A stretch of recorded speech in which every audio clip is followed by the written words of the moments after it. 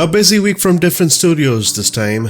PMDG have released the latest on the 737. So far DC designs with the Concorde with its complexity, plus JustFlight's plans on the Falco F28, which has almost reached its completion, and a lot more. Let's cover them all.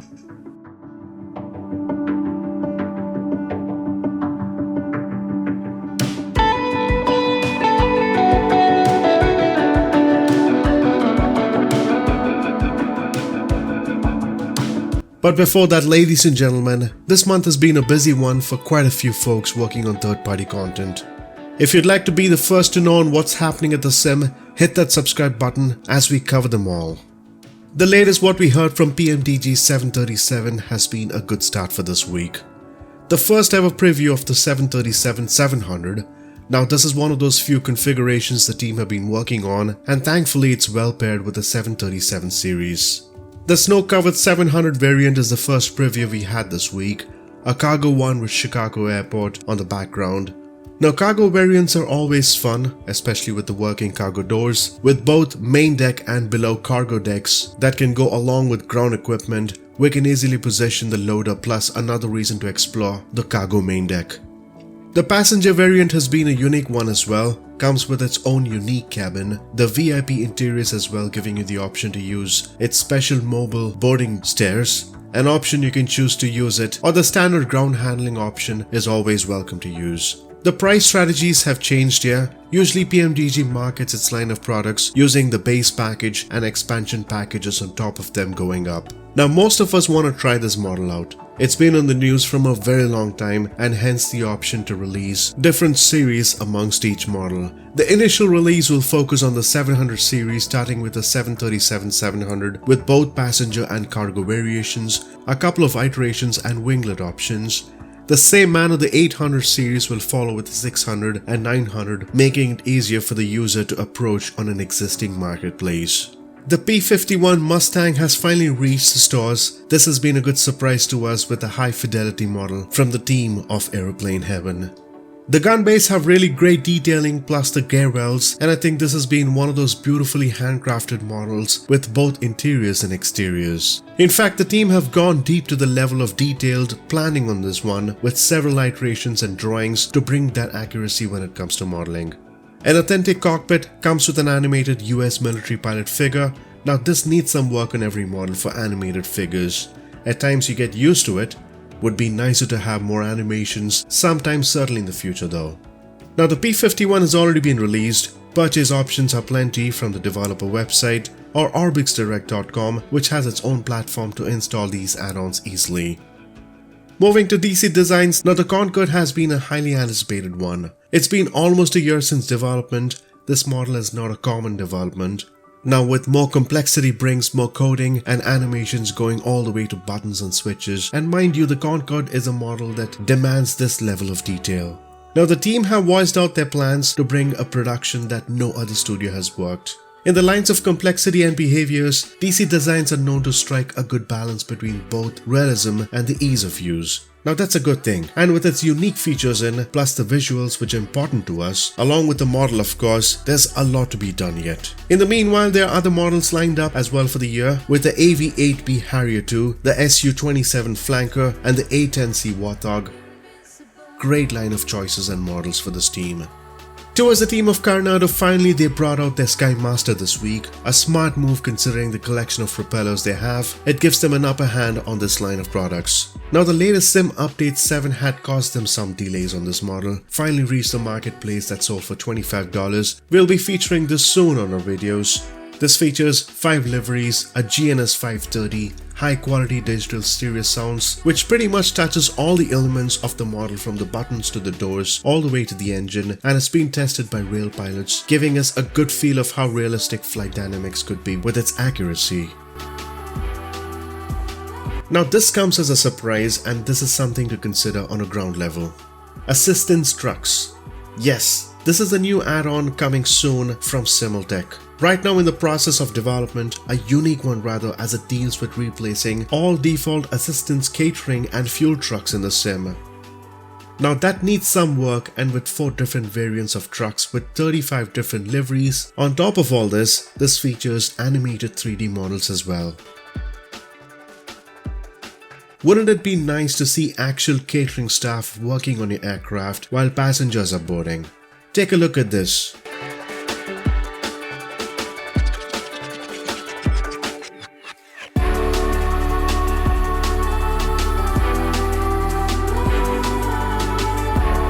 Now release dates aren't confirmed yet, but this is coming soon. A unique one for sure. Towards JustFlight, the Falco F28 testing is underway. The project is pretty much complete. The systems are progressing well, where we should expect a WY sound set that has been exclusively made for this model. Along with it, flight dynamics have been undergoing tests on different variants. 4 variants are expected to come, right from the 1000 series going to 4000, and it appears that they should soon release shortly in the next few weeks from JustFlight. Let's talk about the Pilatus PC12 here. Now this is a Sim Work Studios product.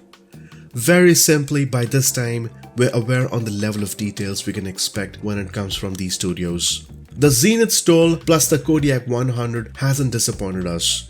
Imagine this, the Zenith Stole had so many different versions trying to improve the level of quality on its model. Plus the Kodiak 100 on its first version has been a great start. This is not going to be an immediate release, in the making rather. Now the Pilatus series have been a part of Iris simulations as well, which is the PC9 and the PC24.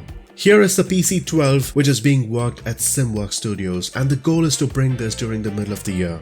The great news is that the standard to expect from the team is similar to the Kodiak 100, and I think that should be the baseline for this team moving forward, and this is hugely promising. One thing to note is that the first news of the Kodiak 100 came during July or August of last year. Ended up with the December release. Now the PC12 could follow those lines, but the bottom line is to expect a highly detailed aircraft for certain. Now Matha's Vineyard has been a new release from the team of Burning Blue Design.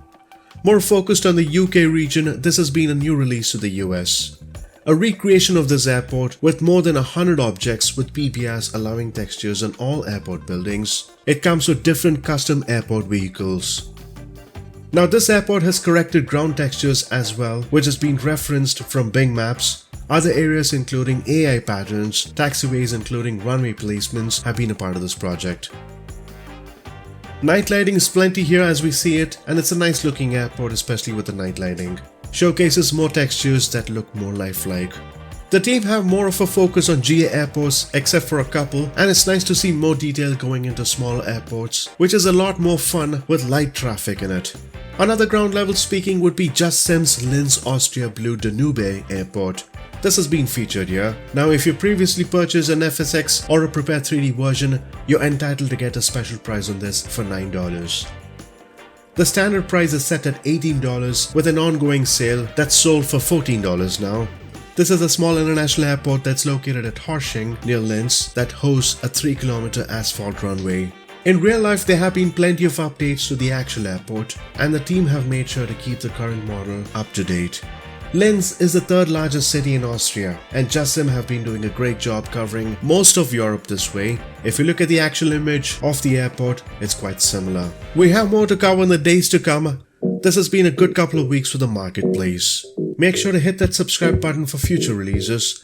Until next time, take care and happy flying, folks.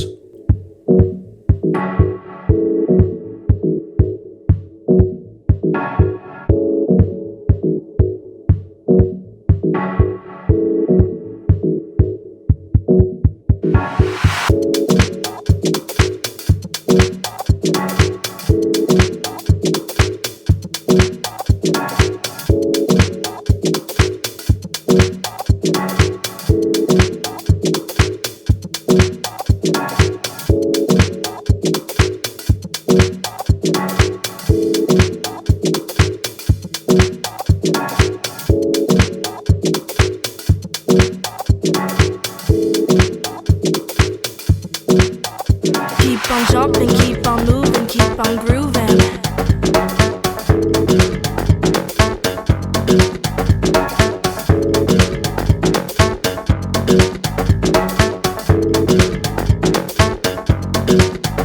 Keep on jumping, keep on moving, keep on grooving.